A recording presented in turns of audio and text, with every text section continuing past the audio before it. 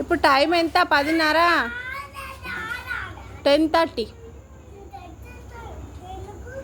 ఎందుకా? బజ్జుకోనికి.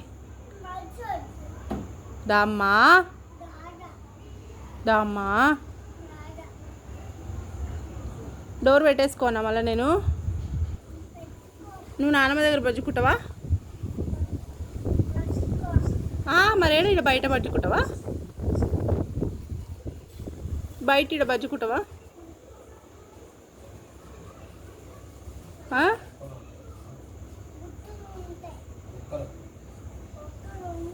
మరి రా, మరి బజ్జుకుందాం. దామ్మా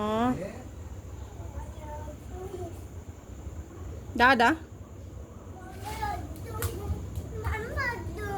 వద్దా?